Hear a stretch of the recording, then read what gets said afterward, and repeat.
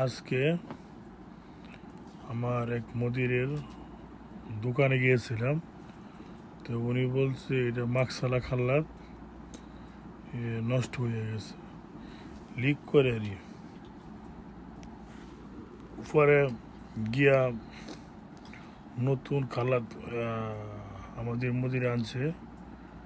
এটার দাম মনে করেন 140 রিয়াল, বাংলাদেশের 3,500 টাকা মতো, 3,3500-3600 টাকা। কিন্তু made in Italy, made in Italy. পরে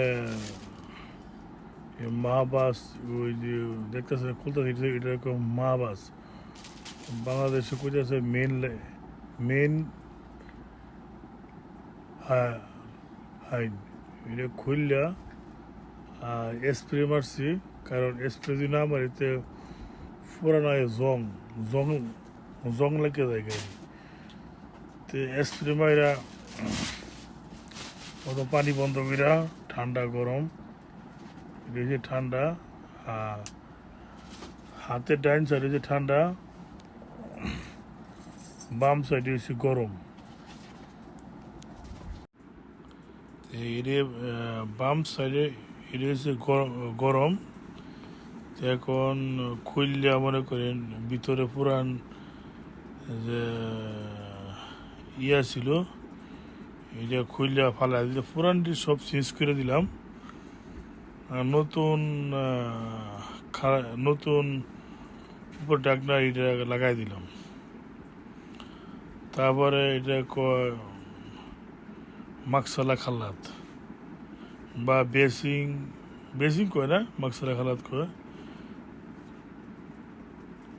তো এখন এটা ঠিক কইরা ঠান্ডা গরম পানি, আর উপরে যে আগের যে গরম পানি ডাইন ছিল ওইটা খুলে দিলাম। এখন আর ইনশাল্লাহ মানে সমস্যা, এটা তো ইউমিনিতে কাজ করে দোকানে, মানে উপরে মনে করেন প্লাস্টিকের ঢাকনা লাগায়, পরে এটা সব ভেঙে যায়। তো নতুন ফিট করে দিলাম। এখন আর ইনশাল্লাহ আশা করি নষ্ট হইতো না, কারণ মেড ইন ইটালি, এটা হোটেলের কি সিনারি। এখন আপাতত ঠিক আছে।